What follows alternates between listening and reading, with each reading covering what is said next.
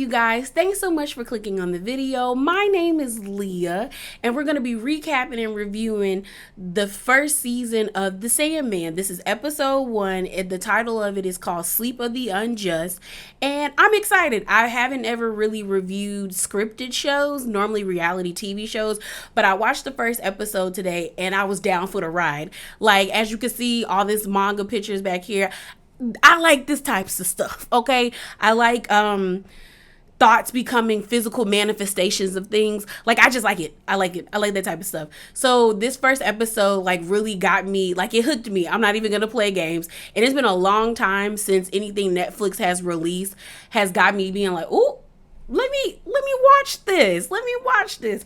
So I did a little research, and by research, I took my ass to Wikipedia to figure out what this is about. So The Sandman is based off of an actual comic book series that was released by DC Comics, kind of like the Umbrella Academy, and that's one of my favorite series on Netflix. So I have high hopes for this one, because for the most part, I've seen people say like they actually stayed true for the most part to the source material. I know certain things are a little different, but I like when shows are able to be adapted and still follow the source material. Not even if they can't follow it to a T, but they're at least able to follow it to a certain point. So it got me really excited, and I want to review it. So let's get into it. But before we get into it, now I know y'all, there's probably hella fans out there, and I know how anime fans can be psychotic. I just don't need y'all to be crazy. And don't spoil anything for me, please. If you want to tell me something, tell me in a way that doesn't spoil it. But I want to have fun, because I do want to see people's thoughts and discussions on things. So let's get into it. All right, y'all. So the episode opens up and we see this like English gentleman, because the year is 1916. He's like in this car traveling to like this creepy ass manor in the middle of nowhere on the English countryside. But as he's in the car, he's like clutching this briefcase and he falls asleep. We then have this narration of Dream coming out, and Dream is just talking about how he's the king of dreams. He is able to control dreams, create nightmares, and control nightmares. Like, this is his, like, that's his realm, and he's all powerful.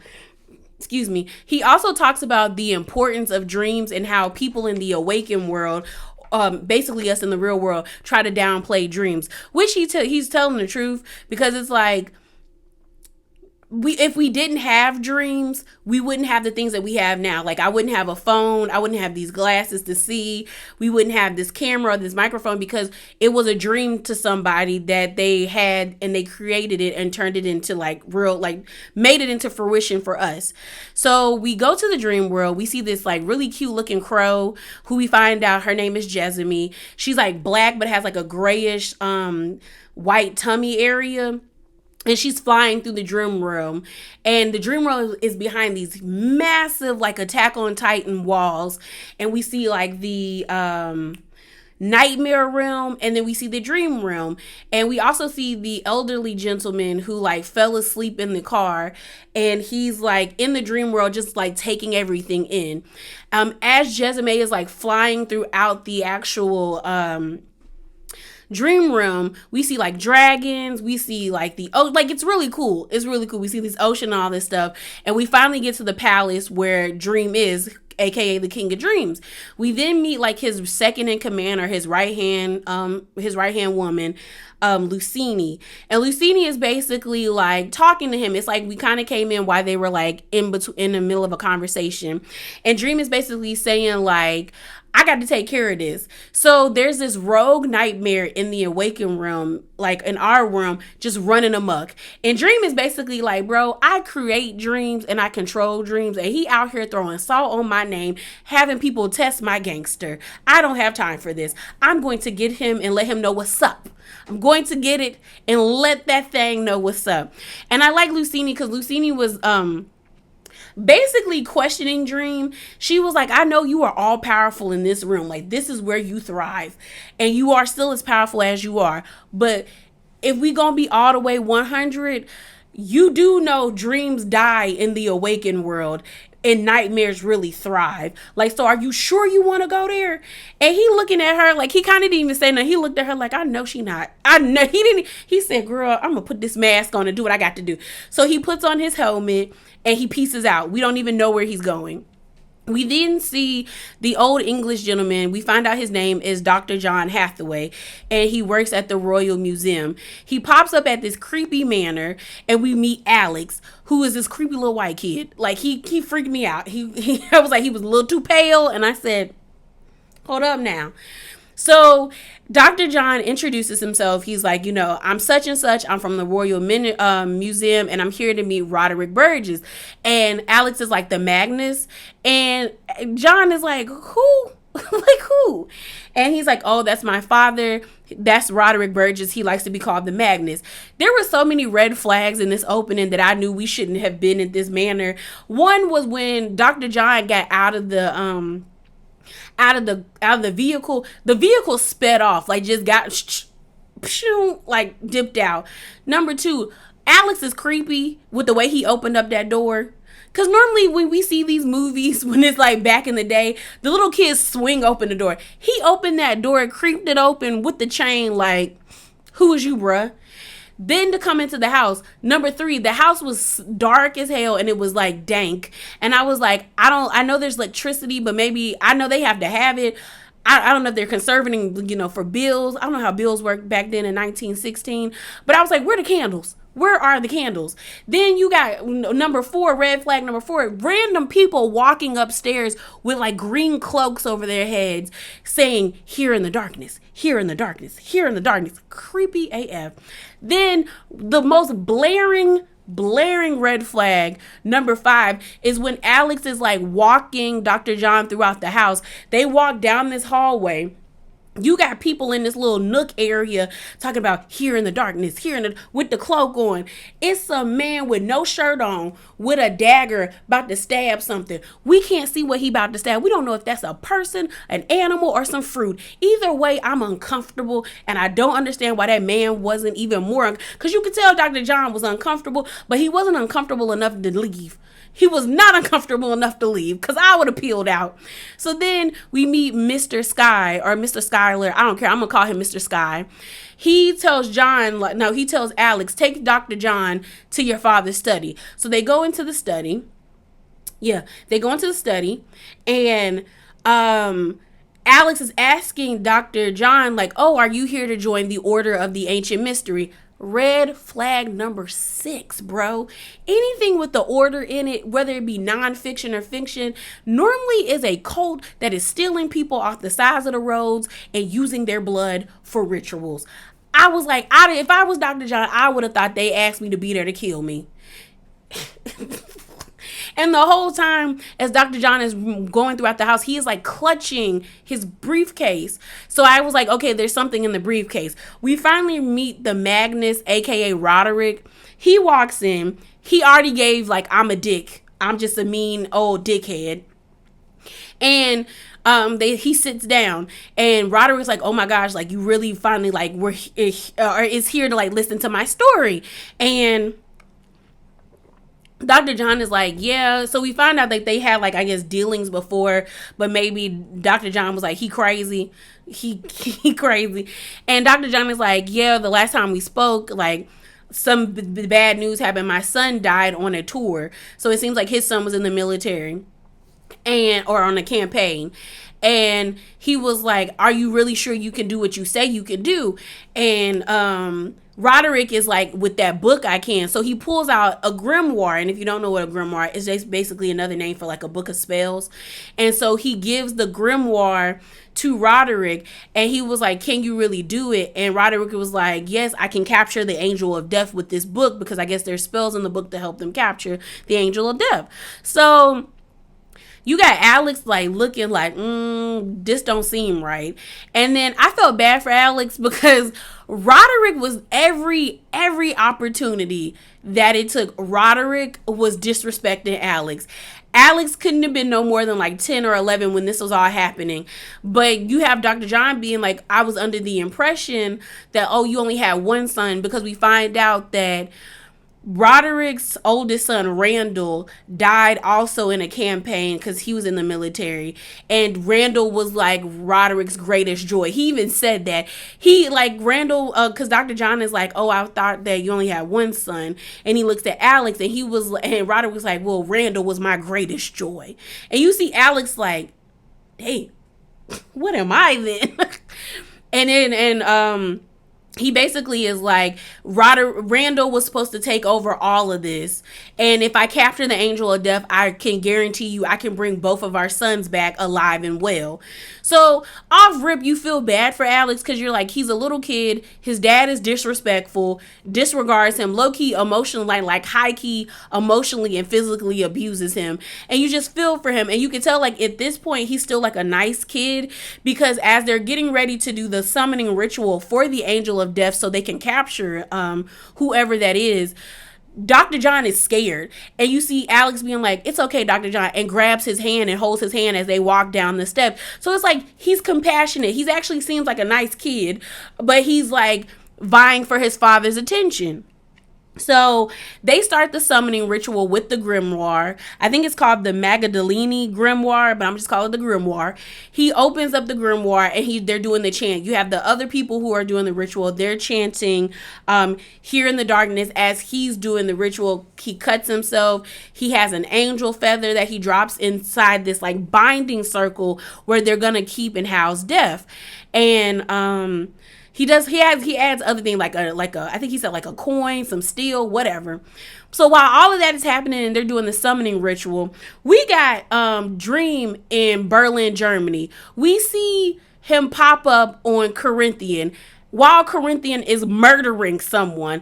And I said, okay, Corinthian is the nightmare. Because I was like, first of all, it is, whenever I think of that, about that time period, I just feel like it smells disgusting because there probably was no good sewer system and it just feels dank and dreary. And you have Corinthian in this all white suit with these black shades on. And I said, first of all, them shades is black, like blackety black, like tar black. I said, how can he see? Something is behind them eyes. And oh, is it something? And then I'm like, and you see this person like on the floor, like shaking while he's being murdered. Like Corinthian has like this blade or something, and he's like stabbing this person. And Dream pops on him and he's like, Corinthian, like a disappointed child. Like, this is not why you were created, Corinthian. Like, what are you doing, sir? And Corinthian is like, well, why not? This is why you created me.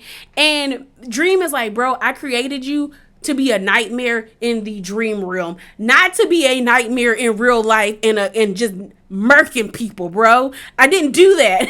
So Corinthian's like, well, why? Like, I'm all powerful here, bro. Like, I'm strong. Like my powers are real here. Why not let me just be here because this is what you created? He was like, no, that's dead. We're not doing that. So you then see Dream pull out his ruby, and the ruby, like, because at first Corinthian was talking real gangster and real big, and then the moment Dream pulls out the ruby, he like cowers and he's like, hold up. He's like, whoa. And as you can see, like, the ruby, I guess, disintegrates everything and turns it into sand. And like Corinthians like, please don't take me out like that. Please don't take me out like that. Please. And like as he's doing this, and it's like, you know, it's happening. Like dude is like succumb. Like you see like him fading. Stupid Roderick and the stupid order.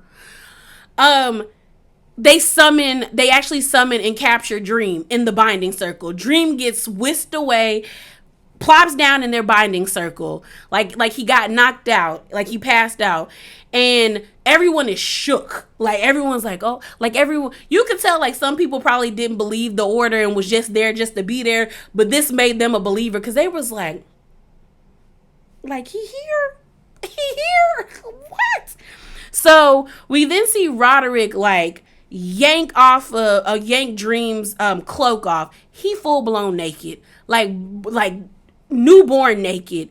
He still has on his helm or his helmet, and he yanks off, like Roderick yanks off Dream's helm, and then he calls Alex over there to like take Dream's ruby and his sand. And I'm looking at Alex like, Alex, don't do it. Your daddy don't like you. And I thought at first I thought Roderick couldn't go beyond the binding circle. But then I realized that Roderick only did that because if Dream would have woken up or would have attacked, he would have attacked Alex, because Alex would have been the closest one and would be the only one touching his things. So Roderick was still protecting himself and throwing his son out like to die, pretty much. Had Alex died, he wouldn't have cared to capture Dream. And if Randall was still here, he would not have cared. He didn't care about Alex. He did not care about Alex. So they take Dream's ruby, his helm, and his sand. And like I'm saying, he's butt booty ball naked in this circle, in this binding circle, and he can't leave the circle. And Dream begins to narrate, and you can tell he's agitated, like, bro, I got caught up by an amateur sorcerer, and now I can't get out. I don't like this. So like I said, Dream is locked up. They're not going to let him out. He's still naked in the binding circle. It's like the next day in the morning. And you know these people are horrible because they could have put a blanket on him, but they didn't. I said, first of all, y'all already got him trapped. Make him comfortable. Put a blanket on him. I don't even know if he get colds because he's just the physical manifestation of dreams. But like, put a blanket on him. So he's still in the binding circle. It's the next morning. We end up finding out that like all these afflictions dealing with sleeping happens. We see this one young black girl, like she couldn't have been no more of like 11 or 12, the same age as Alex. She sleep. Her dad comes in. He's trying to wake her up to get her ready for school, but she's not waking up. Her mom is like, what's wrong? And the dad's like, go get the doctor. So as we see the mom like get on the phone to try to call the doctor, but she looks out the window and it's like mass hysteria outside because all these people are not waking up. And it's all due to the fact that Dream is captured and there's nobody regulating these dreams. So we find out that it's like at least like millions of people throughout the whole entire world is affected by the sleeping sickness, which is technically like people are in comas or have like chronic or like severe insomnia causing inflammation in the brain. I think they called it encephalus lethargica, basically causing inflammation in the brain. And so we flash back to the house after we see that scene of the little girl who like won't wake up and her parents trying to call the doctor. And we see Corinthian pop up at the manor. He feeling real good because Dream is locked up and he not getting out. And he comes into Roderick's home. Roderick is like, who are you? Are you here to blackmail me? And Corinthian is like, nah, like I'm here to help you out because you helped me out. So let's go. So Corinthian starts to put Roderick on game. He's like, Dream has siblings. And Roderick is pissed because Roderick thought that he caught Death, but he didn't. He caught Dream. So Roderick is like, what you mean, Dream? And Corinthian is like, bro, you have Dream, not Death. And Roderick is like, what you, like, pissed? Like, what you mean I got the wrong one? What do you mean I got the wrong one? And he's like, Roderick is trying to like downplay Dream. He was like, what do dreams matter? And Corinthian's like, oh, hold up, bruh. He's like, he's more powerful than a few gods, if you know what I mean. So you might want to tread lightly on him. So Corinthian basically tells him that he has other siblings. Basically, and I Googled this because I think they only said 3 siblings. I think he said Despair, Destiny, and Desire, but we know well, I know because I Googled, there's Death, Destiny, Dream, Destruction, Desire, Delirium, and Despair. So 7 siblings all together, and they're called the Endless. And Corinthian is telling him, like, you know, the ruby, the sand, and the helm that you got, you need to keep them locked up because they all have like they link you different aspects of his power, basically for like manipulations, because you can't manipulate people's with dreams, and then extending your lifespan. So you might want to be careful with him. Corinthian then tells him that in order to like entrap his physical form, Dream's physical form, you need to put him in like a glass sphere. So they legit put him in a glass sphere above the binding circle. So he can't legit, like, it's like twofold of entrapment. So Dream is really, like, Dream really messed up. So then Corinthians tells him, like, and you need people to watch him. But if you're going to have people to watch him, you need to make sure that they don't falter. Like, they can't be sleepy, they can't be tired, they can't be delirious, they can't daydream. They need to be focused at all times on him. And then they also tell them to take these pills that the what's it called, that the military uses in order to stay awake. So we're like, okay, cool. Like, Roderick's like, all right, bet, I got you. So then they're like, Corinthians leaving the house, and Roderick's like, will I ever see you again? And Corinthian was like, you don't want to. I said, no, you don't. No, you don't. And then Corinthian tells him, like, you're being watched. And then we see him pick up a rock and, like, fling it into a tree, and it's Jezime. Like, she didn't leave him. After he got stuck, got trapped, Jezime, when he got trapped, both Jezime and Dream got transported to Roderick's manor, but Jezime got free. So she is kind of like scoping things out. I don't know if Dream can see what Jezime can see, but I think she probably can. No, he probably can see what Jezime seems, because the way the camera was acting, I was like, oh, I think he can tell. Like, either he can tell where she is or he can see what she sees. I think I might be wrong, but I think that's what it looked like to me. So Jezime flies away. We then see Roderick go down to the basement after Dream is, like, entrapped in the spear, and he's like, I found out something, that you're not the one I want. You're not Death, you're Dream. And he was like, if you can promise to get one of your siblings to your sibling to bring my son back alive and well, I'll let you go. And Dream ain't saying nothing. He just you see him seething, and the actor did such a good job of playing somebody. Like, you could see, like, the hatred and the anger and the annoyance in the way he was looking at him. And it was just like the side of his face, because he's laying in the spear, like, on his, like, side, and just looking at him like if I could get out here, I would murk you. I will murk all of you. And I was also looking at Alex, because Alex is down in the basement with him. And I'm like, yo, Roderick is just breeding resentment in his child. So he was like, if you can't give me my son, then you can give me wealth, immortality, and youth. If you give me those things, I'll let you go free. And Dream is like, I can't even give him those things. And even if I could, that's not for a mortal to have. And so he was like, so I remained silent and didn't speak to him. And he was like, day in and day out, Roderick kept coming to Dream, begging to be wealthy, begging to be immortal, and begging to be immortal, wealthy, and have youth. Like, he just kept pleading every day for different gifts, but those three were the main ones that he wanted from Dream. And Dream was just like, I didn't speak to him. So then we, like, fast forward, it's 10 years, so it's now 1926. And it's like this huge party, kind of like the Great Gatsby. Everybody's there. Everybody's, like, running amok. Everybody's drunk. We see Alex is, like, older now. He's, like, reading this pamphlet, like, not this pamphlet, but this newspaper. And it's talking about how bad the sleeping sickness is. Like, people are still getting afflicted with it. And it's morphing into other things.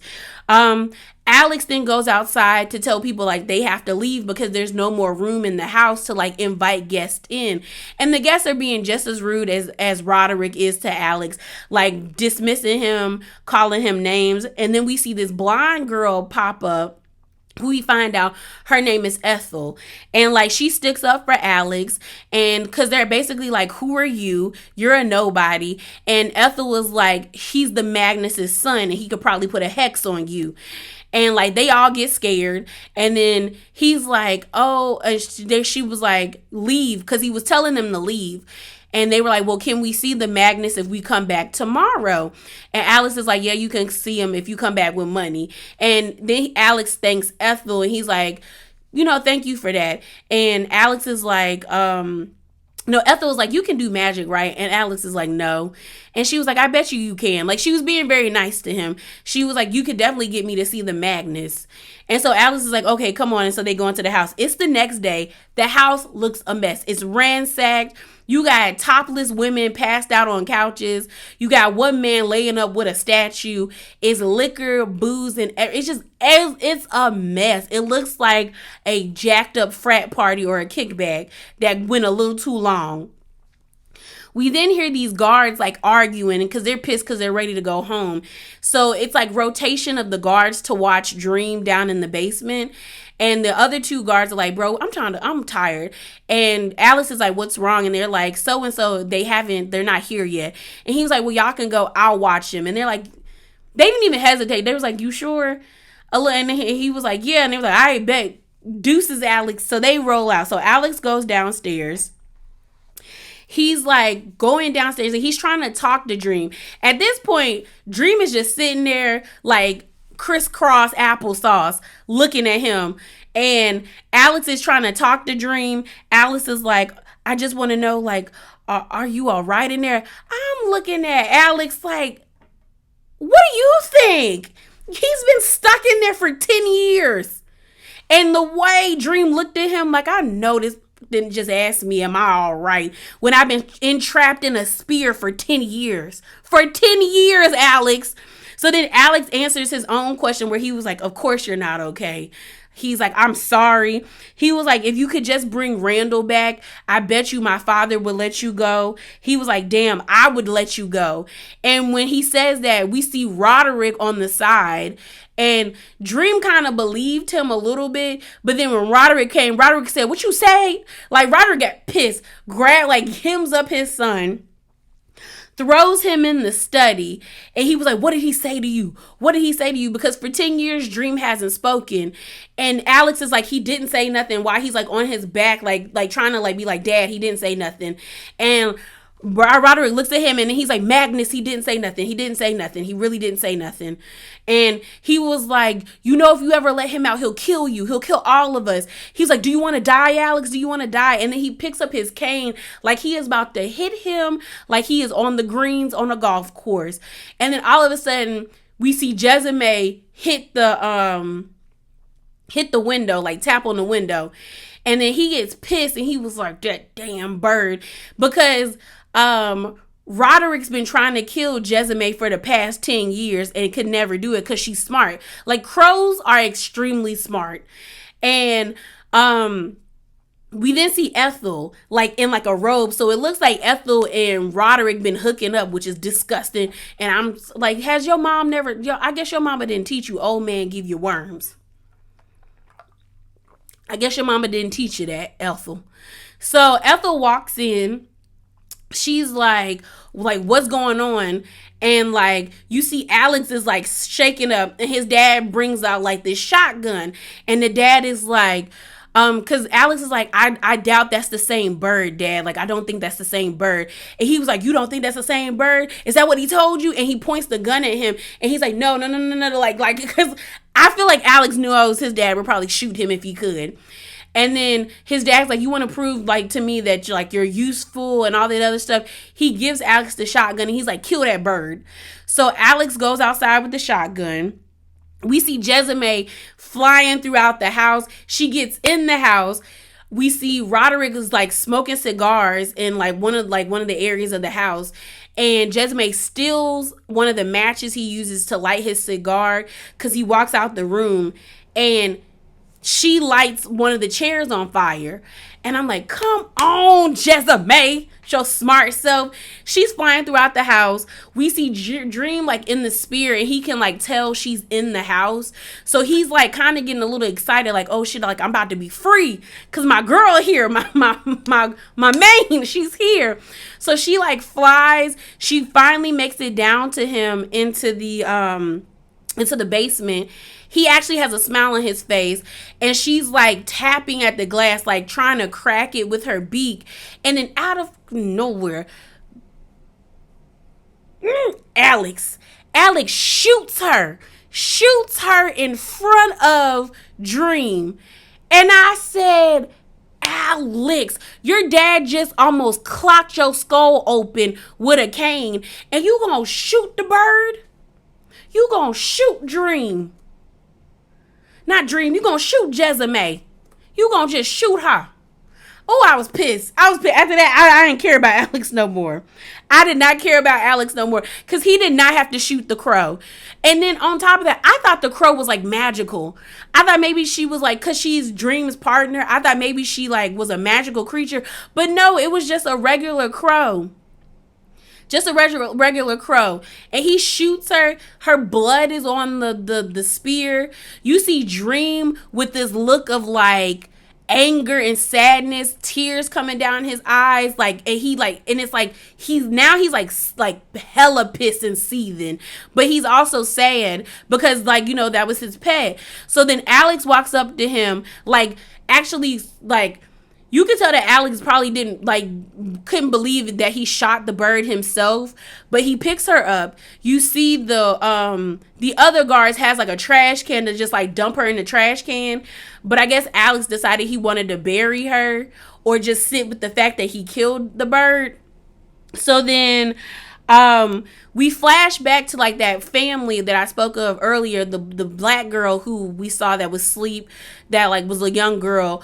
It's still 1926, but then we see her like as an adult, like in her 20s, the same way Alex is like an adult now in his 20s because it's been 10 years, and like she's still asleep. And that's when we find out that like the sleeping sickness has morphed into more like people are really like going delirious because they can't go to sleep. They just can't go to sleep. You know, the war has begun. I think, what war? Would it be World War II? I think World War II is about to happen again. Like, not again, but about to happen or break out.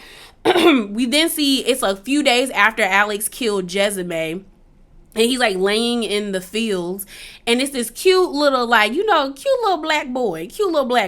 He sees like he's like a field hand or a gardener. Him and Alex got a little thing going on. They're talking about books. And then while they're having this moment, they hear like a crash. And then we see Roderick walk out very angrily. And we see Alex go in the room, and it's Ethel, and she's crying. And Alex is like, what's wrong? And we found out she's pregnant. And Alex is like, no, that's good news. Like, that's great news. And he was like, but he wants me to get rid of it. He calling the doctor now. Like, Roderick was like, I don't want no more kids. So Ethel is like, Alex is like trying to console Ethel, and Ethel's like, it's none of your business. Like, don't worry about it. Like, you don't need to worry about it. It's cool. I got this. And I'm like, Ethel, do you got it? Do you really got it, sis? So Ethel says she got it. She says she got it. Ethel said she got this, and I guess she really did have it because Ethel has a plan. Ethel had a plan. So Ethel decides she peeling out and she keeping her baby. That's a song. So she walks out the woods with this huge suitcase. She throws it in this car and they dip out. We then see Mr. Sky, and he just looks so frustrated. And Roderick and Alex walks in, and Roderick's like, what's wrong? And he's like, she took everything. So Ethel stole $200,000 as well as the helm, the ruby, and the sand. And then, and the grimoire. The helm, the ruby, the sand, and the grimoire. And everyone's like, oh, crap. So then Roderick is like, get your best man and find her. So then you got Roderick going down to the basement thinking he doing something, trying to convince Dream to like help him. And he's like, well, if you would give me the things I want, like my son, wealth, youth, or immortality, really wealth, youth, and immortality, I will let you go. Because now at this point, Roderick knows that Dream can't bring back the dead. And he was like, I'll let you go. And Dream is sitting there looking at him like, that sounds like a you problem, not a me problem, sir. I've been trapped in here for like 10 years. You got it, bro. You got it. So they're down in the basement. It's two guards. It's Alex, and then you have the dad. So Roderick is mad because Dream won't speak to him or answer him. So he starts hitting Dream's the spear, and he's like, answer me, like, answer me, answer me, answer me.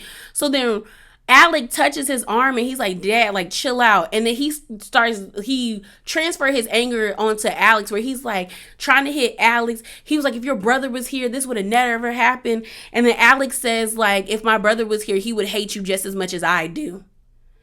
And then he gets mad, like, so then that pisses Roderick off even more. So then now he really swinging at Alex, and Alex is like bobbing and weaving, and then Alex like pushes his dad, and his dad's head hits the back of the dad's head. The dad's head hits the spear that Dream is in. So like, the contusion is horrible. The man ends up dying. Alex is like, Dad. Roderick's last breath to the world is telling Dream he's never gonna get out of the spear. And then you got Alex, who is like dazed and confused because the guards have just told him, like, sir, he's dead. So Alex is like, oh my God. Which, because he's not fully like conscious, because he's dazed and confused, Dream is trying to seep in. So Dream stands up in the spear, holds his hand out like he's like, touch me, bro, so I can get out of here. And then right before they're like, Alex is about to like touch the spear, one of the stupid guards tells Alex, what would your father say, Alex? What would your father say? And he was like, he would tell me to think. I said, Alex, your daddy ain't been nice to you since you were a child. He just tried to murk you. He just tried to take you out like twice, and now we're gonna listen to what this man say, who has emotionally and physically abused you. You deserve what you get, Alex. You deserve what you get at this point. So Alex is like out of it. Dream is like, damn, like I could almost get out.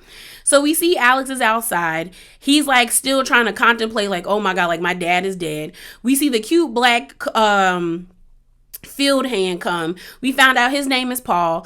Paul is like, bro, what's up? Like, what's wrong? And he's like, my father is dead. And Paul's like, I'm sorry, Alex. I said, Alex? I said, y'all on a first name basis? Okay. The vibes. So they fall in love. We then see Ethel has her baby. We don't know where Ethel is, but it gave very much that like they were on some like dank and dreary like island with a lighthouse somewhere. But I feel like Ethel is going to be evil because she has the ruby as a necklace, as well as she has the helm, the grimoire, and the sand like in this little section of the house. And I'm like, she's telling this story to her baby, how like, there used to be my mom used to tell me about this Sandman that would come and he would grant your wildest dreams and blah, blah, blah. But that man is never coming, or he isn't going to come anymore. It's time for us to create our own dreams, and nobody can stand in our way. And I said, see, you're greedy and you're scornful. I see it, Ethel. I see it. But didn't nobody tell you to get with Roderick. Didn't nobody tell you to get with that man. I could tell that man was evil. So then we we go back to the manor, and we see Paul meeting Dream, I guess, for like the first time. And Paul is like, tell him, Alex. And Alex is like, I'll let you out if you can promise me that you won't hurt me or Paul. And Dream is just looking at him, and like Alex is like, see, Paul, I told you, like he doesn't, like, he's not responding. And Paul is like, you need to make him believe that you're like telling the truth. And he's like, I'm serious. If you promise me that you won't hurt me or me or Paul, I'll let you go. And we hear a voiceover from Dream where he's like, maybe I should have listened to him. Maybe I should have forgave him or believed that he was going to let me out, or forgave him for killing my crow. But he didn't say nothing. Like, at this point, like, Dream's energy is F all of y'all. Like, F all of y'all at this point. Which is funny to me. Because I'm just like, he just was like, I'm over this. And pretty much he was like, I will be vengeful when I get out there. So I'm not making no promises. So we then flash like forward. So I guess it's been 100 years, because we have a point where Dream says, I've been trapped in that cage for 100 years. So I guess it's like 2006 now. and we see like an old ass Alex and an old Paul. And Alex is like complaining to Dream because Dream really hasn't spoken in 100 years.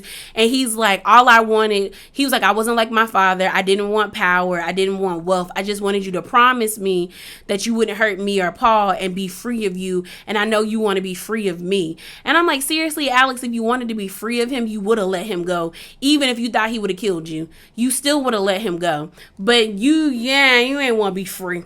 You ain't want to be free. So then Paul is like, Alex, baby, like, sit down, like, you're old, like, sit down, sweetie. Because you can tell that Alex is like, he's ailing, like, he's sick of something. And so Paul tells him to sit down, and he's sitting in this wheelchair. So as Paul is wheeling Alex out of the binding circle, the wheel messes up part of the circle. And then Paul looks down, and then Paul looks at Dream, kind of like, bro, take your chance. Take your chance to get out of here. Take your chance to get out of here. So, we then see the new guard sitting there. And that's why I feel like it's 2006, because they had the Sun newspaper. And the Sun, I think, used to be the Daily Mail, or like the Daily Mail UK. I think I could be wrong. I don't read newspapers or magazines like that, but I think that's what it is. But they look like mall cops, so it just reminded me of like the early 2000s. So they're talking, and they're like, there's like a female cop and a male cop, and the female cop is like, Jackerla over there ain't really said nothing in a couple of years, and you see like he's a little creepy, and the male cop is like, I don't care. All I'm like worried about is me going to be at the beach in a few weeks. And he yawns. Like, he's like, I just can't wait to be at the beach in a couple of weeks. And Dream catches it. And mind you, the binding circle is messed up. So Dream takes this opportunity to like go into the dude's, like go inside the guy. Cause like he snapped, kind of like he didn't keep his consciousness. So Dream is in so the guy wakes up at the beach or wherever he thinks he's supposed to be this weekend.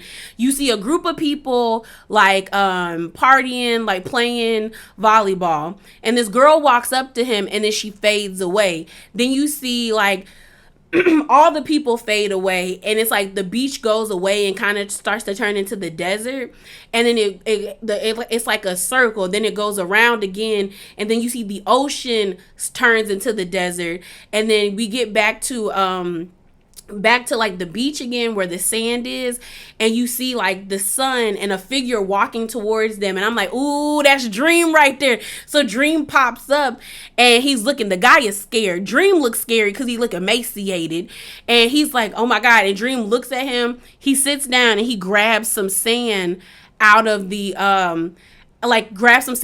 desert, and then the guy gets scared and just starts firing off his weapon.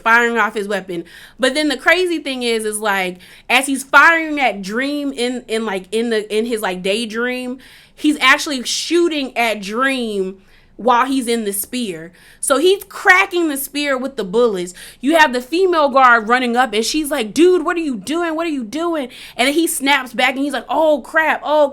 So the spear is busting open. They have their guns drawn, and they're like, what's in your hand? Whatever's in your hand, open your hand. He opens his hand, blows it. It's sand. It puts them right to sleep. He then like jets out of there, like gets sucked out of there like some magical dimensional portal type stuff. And then we see old Alex sleep. He's like in his dream. He looks into the mirror. He turns into 20-year-old Alex. And then you see him follow this cat, which the cat already looks sinister. And when he goes up the stairs to follow the cat, it's Dream sitting on this chair, and Alex is like, oh shit, you're free. Like, oh. And Alex is like trying to apologize, and Dream is like, do you know what it's like to be locked in a cage for a century? A century, Alex. And Alex is like, I'm sorry. I never meant for any of this to happen. I'm sorry. I should have let you out. I'm sorry. And he was like, well, since you're sorry, I'll give you a gift. And he blows the sand in his face, and it's like 20-year-old Alex morphs into 10-year-old or 11-year-old Alex when he met Dream. and he gives him like the sleep sickness. So then we go back into the real world where we see old Alex like twisting and turning like he's like stuck in a nightmare, and Paula's like, Alex, baby, wake up, and he's not waking up. The nurse is trying to wake him up, and I said, that's what he get. Because Dream could have been free. We then see Corinthian in somebody's apartment. We got this man sitting in a sitting on this couch, and I already knew that man was dead. I knew that man was dead because he wasn't moving. I just didn't know how he died. You see Corinthian cries blood, y'all. Cries blood. And he was like, oh, I guess he's free. He was like, now it's time for me to really start reshaping the world to look like what I wanted to look like. And then we see the man with no eyeballs. It's like he ate his eyes. And then we actually see what's behind Corinthian's glasses, and his eyes are teeth. So I feel like he ate his eyes. I was like, oh my God. And then I tried to figure out who Corinthian was because his voice sounded really familiar to me, but I couldn't see his face. And then when I Googled, I was like, bro, he was the antagonist in Logan. I didn't like him there, and I definitely don't like him here because he freaks me out. Like, teeth in the eyes is scary. So we then see Dream pop up back in his dream realm. He's back in his dream realm.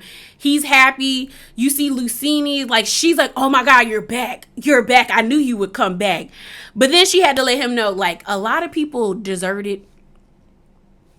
People left. He was like, she was like, basically, with you not being here, the dream world has deteriorated. It started to decay. And he was like, where are my, like, subjects and my staff? And he was just kind of like, some people went to go find Dream. Other people left. And she was like, it's not the first time one of the Endless would, like, dispose of their, like, responsibilities. And he was like, but I ain't them, though. That's not me. So basically, he's like, it's time for me to get my world back, and I will rebuild my realm. And I said, okay, let's rebuild the realm. Let's go get our stuff and rebuild the dream realm. But yeah, y'all, I'm down for it. I'm excited to see episode 2. If you have any thoughts, please leave them below. But remember to be bravely authentic and drop down in them comments below. Deuces.